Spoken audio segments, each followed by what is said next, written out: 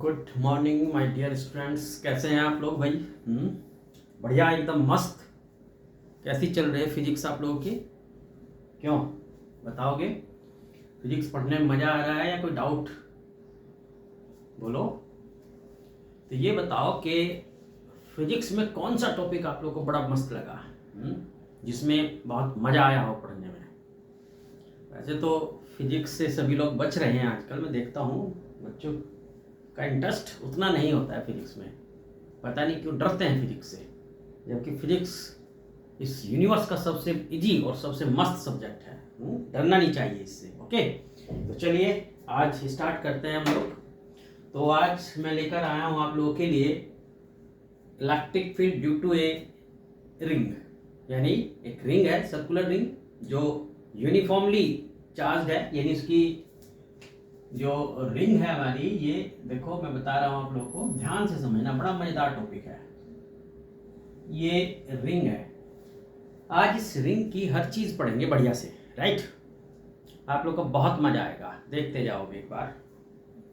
ये रिंग है एक, जिसकी रेडियस आर है, दिस। इस पर इसकी सरकमफ्रेंस पे ये positive Q charge uniformly distributed है। यूनिफॉर्मली डिस्ट्रीब्यूटेड मतलब इसकी सरकमफ्रेंस पे बराबर बराबर एवरी पॉइंट पर इक्वल इक्वल चार्ज जो है डिस्ट्रीब्यूटेड है। और इसकी वैल्यू कितनी है? ये क्यू है। तो आज जो है इसके इस एक्सिस पर ये एक पॉइंट है जिसपे हमें इलेक्ट्रिक फील्ड हम लोग फाइंड करेंगे। रिंग है, रिंग के सरकमफ्रेंस पे total charge Q equally distributed है एवरी पॉइंट पर, राइट? और इस पॉइंट पी पर, जो इसकी एक्सिस पे लाई करता है और सेंटर से इसकी जो डिस्टेंस है वो आर है, इस पॉइंट पी पर हम लोग इसका जो है इलेक्ट्रिक फील्ड फाइंड करेंगे। ओके, तो देखो कैसे करेंगे अब। बेसिकली ये जो हमारा डेरिवेशन है, जो एप्लीकेशंस है, वो कूलम्ब्स लॉ की एप्लीकेशंस है। इसमें हम कूलम्ब्स लॉ यूज करेंगे। और मैंने बताया था आप लोगों को कि कूलम्ब्स लॉ डायरेक्ट किसी मैक्रो चार्ज पर एप्लीकेबल नहीं है, बल्कि वो किस पर एप्लीकेबल होता है? पॉइंट चार्ज पर एप्लीकेबल होता है। तो इसीलिए हम सबसे पहले क्या करेंगे कि भाई इसका एक छोटा सा एलिमेंट कंसीडर करेंगे। जैसे मैंने ये इसका एक छोटा सा एलिमेंट ले लिया, दिस, ये, जिसकी लेंथ मैंने ले ली dl। तो इस छोटे से एलिमेंट का इस पॉइंट पी पर पहले हम छोटा सा इलेक्ट्रिक फील्ड निकालेंगे, और फिर इस पूरी रिंग के लिए हम जो है उसको इंटीग्रेट करेंगे, जिससे कि पूरी रिंग का इलेक्ट्रिक फील्ड इस पॉइंट पे आएगा, राइट? तो देखो कैसे। तो ये छोटा सा चार्ज है हमारे पास, जो छोटा सा एलिमेंट है, पहले इस पर जो चार्ज है इस छोटे सी लेंथ dl पर, वो चार्ज निकालते हैं। देखो, तो जो लीनियर चार्ज डेंसिटी मैंने आप लोगों की बताई थी, तो लीनियर चार्ज डेंसिटी यहां क्या हो जाएगा? Linear charge density. तो मैंने बताया था लीनियर चार्ज डेंसिटी होता है, इसको हम लैम्बडा से रिप्रेजेंट करते हैं। Lambda equal to total charge distributed on the length. जैसे रिंग है, तो इस रिंग की जो लेंथ हो जाएगी वो क्या हो जाएगी? इसकी सरकमफ्रेंस। तो इसलिए total charge divided by it's circumference, ये हो गई इसकी linear charge density. So charge on small element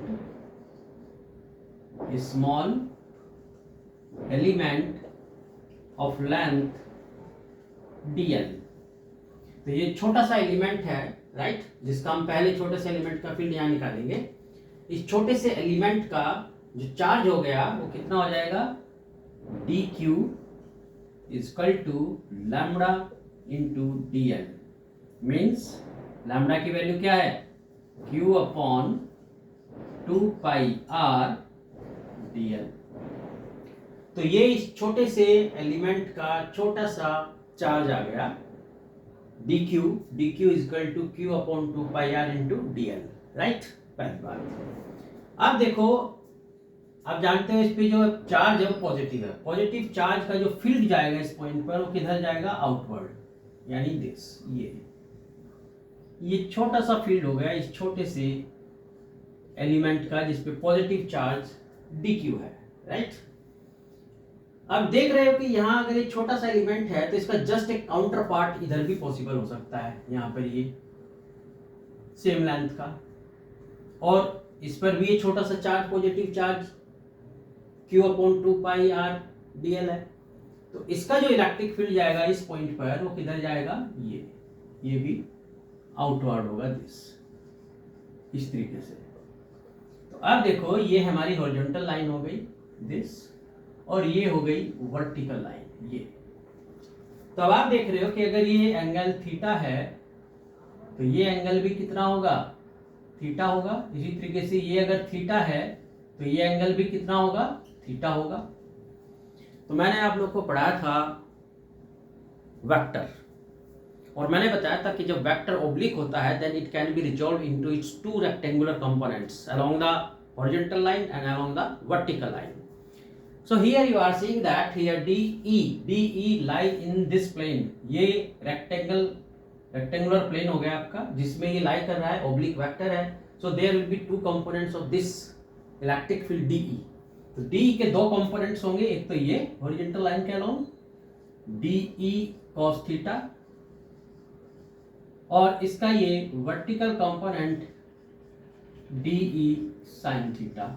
इसी तरीके से इस वाले का ये vertical component DE sin theta, और हॉरिजॉन्टल कंपोनेंट इसी के अलोंग जाएगा DE cos थीटा। तो आप देख रहे हैं बेटा कि इन दोनों वर्टिकल कंपोनेंट की जो डायरेक्शन है वो एक दूसरे के अपोजिट है, इसीलिए ये दोनों एक दूसरे को न्यूट्रलाइज करेंगे। अब आप कहीं भी इस रिंग पर छोटा सा एलिमेंट लेंगे, जैसे यहाँ ले लेंगे, इसका काउंटर पार्ट यहाँ होगा, यहाँ ले लेंगे, काउंटर पार्ट यहाँ होगा। तो जितने भी इसके बिलियंस एलिमेंट होंगे उन सब के जो वर्टिकल कंपोनेंट होंगे, राइट, वो वर्टिकल कंपोनेंट एक दूसरे को न्यूट्रलाइज करते रहेंगे। तो यानी all vertical components DE sin theta will cancelled out each other। क्यों कैंसिल आउट करेंगे, क्योंकि ये सेम मैग्नीट्यूड के हैं और अपोजिट डायरेक्शन में हैं, राइट। तो ये तो वही हमारे खत्म हो गए। अब बच जाते हैं ये horizontal component DE cos theta. तो आप देख रहे हैं कि सारे के सारे जो भी एलिमेंट्स आप यहाँ कंसिडर करेंगे उन सब का जो हॉरिजॉन्टल कंपोनेंट्स होंगे वो सब एक डायरेक्शन में होंगे, इसीलिए सारे ऐड होते चले जाएंगे, राइट। तो इसीलिए जो टोटल मैग्नेटिक फील्ड होगा, so total electric field, sorry magnetic field नहीं, electric field, so total electric field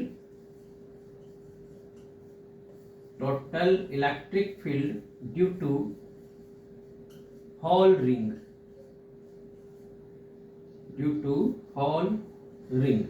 तो इस रिंग का जो टोटल इलेक्ट्रिक फील्ड हो जाएगा वो कितना आ जाएगा हमारे पास, E is equal to integration DE cos theta, equation 1, और इसकी लिमिट्स क्या होगी, 0 से लेकर 2πr पूरी सर्कमफ्रेंस के लिए। तो पहले इतना समझो आप लोग, मैंने बताया कि भाई ये एक रिंग है, इस रिंग पर यानी पूरी रिंग पर इसकी सर्कमफ्रेंस पे जो टोटल चार्ज Q है वो यूनिफॉर्मली डिस्ट्रीब्यूटेड है। इसका हमें इलेक्ट्रिक फील्ड फाइंड करना है। इस एक्सियल पॉइंट P पर हमने इसका एक छोटा सा एलिमेंट कंसीडर किया। इस छोटे से एलिमेंट का जो इलेक्ट्रिक फील्ड जाएगा वो आउटवर्ड जाएगा, जिसके दो कंपोनेंट्स होंगे DE sin theta and DE cos theta. In the same way here, if we consider the another element just opposite to the previous element, then it will also have its electric field outward, and there will also be two components of this electric field DE, that is the DE sin theta along the vertical line and DE cos theta along the horizontal line.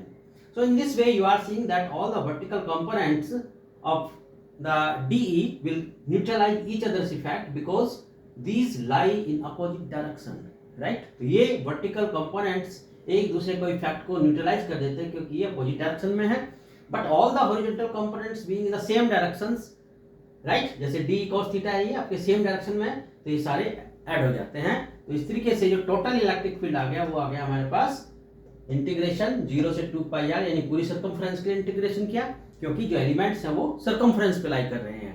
तो ये आ जाएगा हमारे पास D E cos theta का integration. Okay, तो अब देखो इसको हम कैलकुलेट करेंगे। तो अब हमारे पास क्या आ जाएगा, यहाँ देखो डी ई, पहले हमने डी ई की वैल्यू ली, तो डी ई क्या आ जाएगा, D Q 4 pi epsilon naught 1 upon, अब देखो डिस्टेंस, तो ये r है, ये स्मॉल r है, तो डिस्टेंस कितनी हो गई पाइथागोरस से, r square plus small r square का रूट। तो इसलिए यहां कितना आ जाएगा, ये हमारे पास r square plus r square. अब dq की वैल्यू मैंने अभी बताई थी आप लोगों को कि भाई dq कितना आया था हम लोगों का, dq आया था q upon 2 pi r into dl। तो ये वैल्यू यहां पुट करेंगे, राइट। तो कितना आ जाएगा, so D E is equal to q upon, ये वैल्यू यहां पुट की डी क्यू की हमने, q upon 2 pi r, right. सिर्फ डी क्यू की वैल्यू पुट की हमने यहाँ पर, dl 4 pi epsilon naught 1 upon r square plus r square. Okay, अब देखो cos थीटा, तो cos थीटा कितना आ जाएगा हमारे पास, यहां से cos होता है बेस अपॉन हाइपोटेन्यूस, इसलिए cos थीटा आ गया हमारे पास r upon a capital R square plus R square. तो ये cos थीटा की वैल्यू और ये DE की वैल्यू हमने यहां पुट की। तो जब इक्वेशन 1 में ये पुट करोगे आप, तो कितना आ जाएगा, E इजकल टू, अब देखो जो कांस्टेंट टर्म्स हैं वो तो बाहर आ जाएंगे। तो कांस्टेंट टर्म क्या है, जैसे Q 4 pi epsilon not, right, into 1 upon 2 pi r। अब देखो 1 पावर तो ये है इसकी और हाफ पावर ये, तो ये भी हमारा कितना आ जाएगा, r upon r square plus r square 3/2, और इंटीग्रेशन हो गया 0 से 2 पाई r dl। तो यहाँ तक अगर आप कोई भी डाउट हो बेटा तो बोलो, मेरे विचार से यहाँ तक आप लोगों को ये क्लियर हो गई होगी बातें। अभी हमने कुछ नहीं किया, बस ये dq की वैल्यू यहाँ पुट की थी जिससे हमारा डी आया था, और डी की वैल्यू को हमने यहाँ पर ये जो डी की वैल्यू थी और जो cos थीटा की वैल्यू थी वो हमने इस इक्वेशन 1 में पुट किया, राइट। तो अब देखो मैं इसको आगे सॉल्व करता हूँ, तो ये आ जाएगा मेरे पास, इसका इंटीग्रेशन हो जाएगा कितना हमारा, तो ये आ जाएगा E equal to q r 4 pi epsilon naught r square 3/2 into 1 upon 2 pi r, और जब इसका इंटीग्रेशन करोगे तो इसका इंटीग्रेशन कितना आएगा, इसका इंटीग्रेशन आ गया हमारे पास L 0 से 2 पाई r। तो लिमिट्स पुट करोगे तो ये आ जाएगा Q R, right, 4 pi epsilon naught r square plus r square 3/2 into 2 pi r 2 pi r, तो 2 पाई r से 2 पाई r कैंसिल। तो ये आ जाएगा electric field equal to q r 4 pi epsilon naught 1 upon r square 3/2, right. ये इसको चाहे हटा दो यहाँ से, तो ये हमारा फॉर्मूला आ गया पावर 3/2। तो ये फॉर्मूला आ गया electric field due to a ring at a point on the axis of the ring. Clear है यहाँ तक? अगर यहाँ तक कोई भी डाउट हो बेटा तो आप मुझे बताना, राइट। तो अब देखो मैं इसके कुछ स्पेशल केस लूंगा। स्पेशल केस कौन से होंगे, यहाँ देखो, ये यूजुअली पूछ लिए जाते हैं एग्जाम्स में।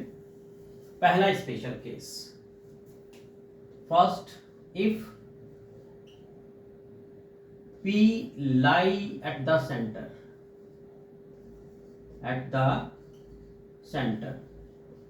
अगर ये पॉइंट P अब जो है इसके सेंटर पे आ जाए, यानी यहां से हम पॉइंट को उठाकर यहां ले आए, तो स्मॉल आर कितनी हो जाएगी, देन स्मॉल आर हो गई 0। भाई आप इसको यहां से उठाए इस पॉइंट पर ले आए, तो ये जो आर थी हमारी, जब P को ऊपर लाओगे यहाँ पर, तो यार तो 0 हो गई। तो जब R 0 हो गई, तो यहाँ इस फॉर्मूले में जब R की वैल्यू 0 पुट करोगे, तो इलेक्ट्रिक फील्ड कितना आएगा, 0। तो इसका मतलब क्या हो गया कि जो सेंटर पर इलेक्ट्रिक फील्ड होगा वो कितना होगा, 0 होगा। क्लियर है। अब देखो इसका second case.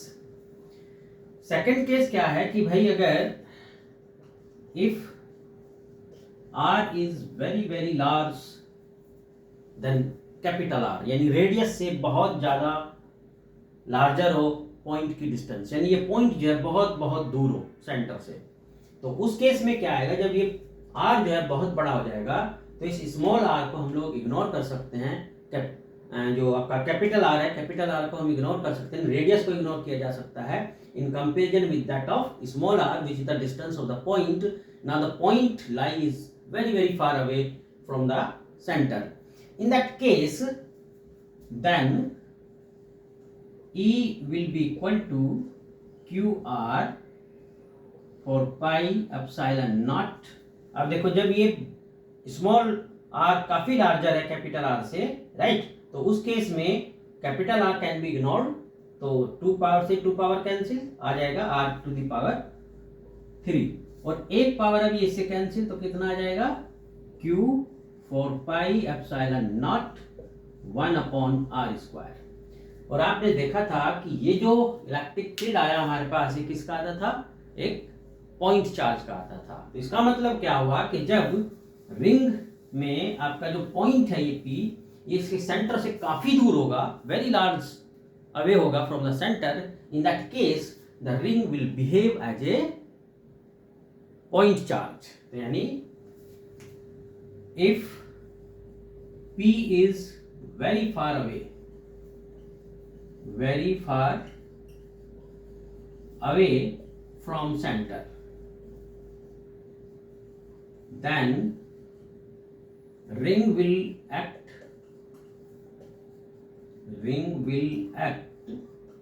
as a point charge। Note कर लो इस पॉइंट को, ये बड़े काम का पॉइंट है, ठीक है। तो कैसे काम करेगी, ये एक पॉइंट चार्ज की तरह काम करेगी, राइट।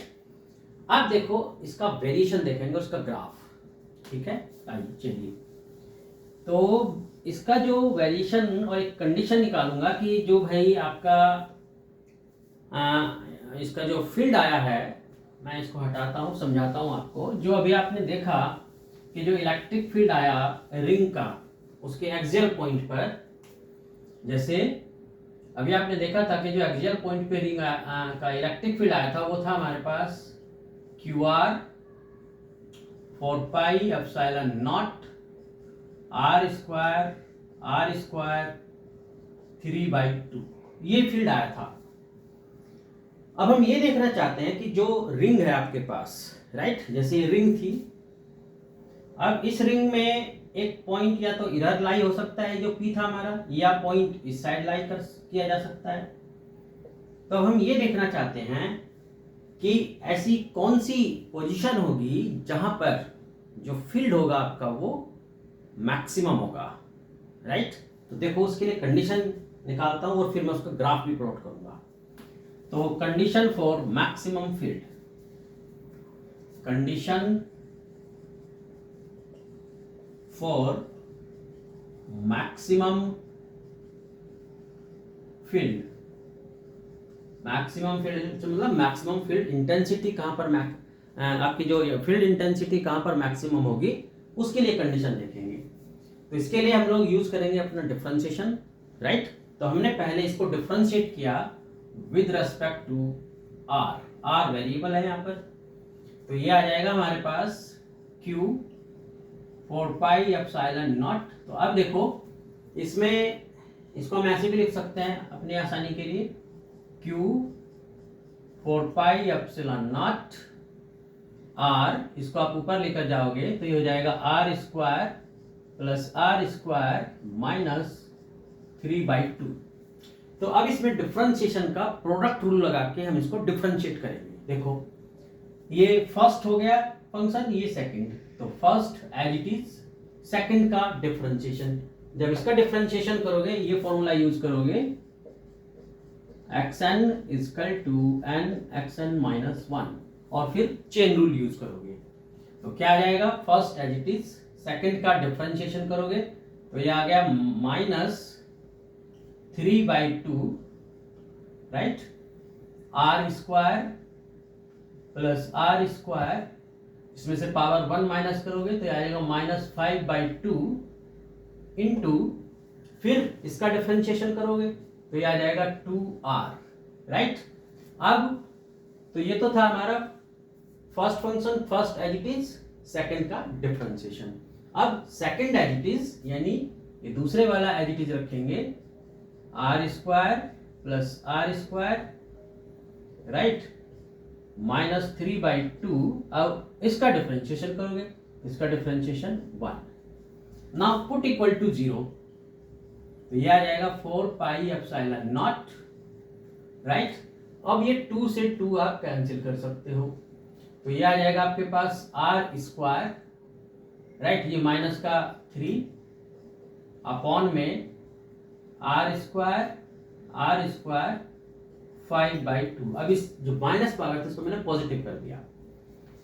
इसी तरीके से यहां पर ये कितना हो जाएगा हमारे पास, R square plus are square minus 3/2, तो ये तो इधर आके हो गया 0, तो ये आ जाएगा माइनस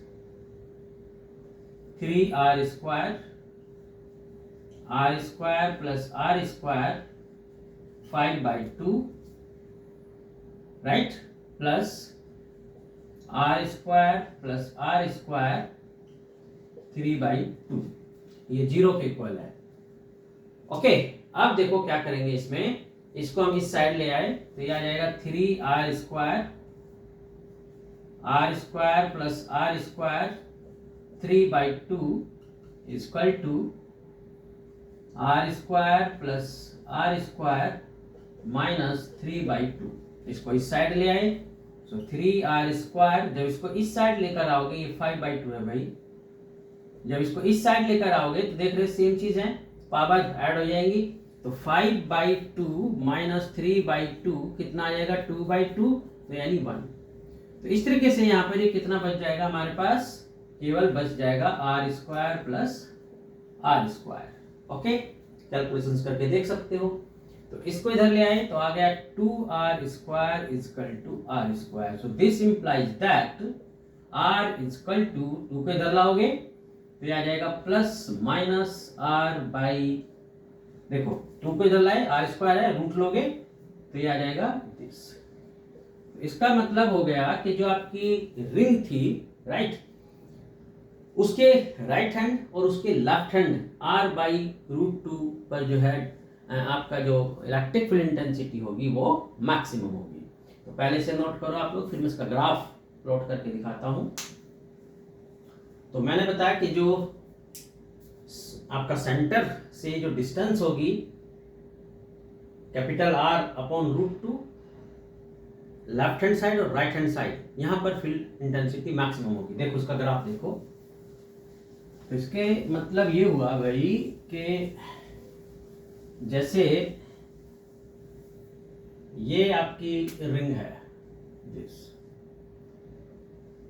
ओके, ये रिंग है,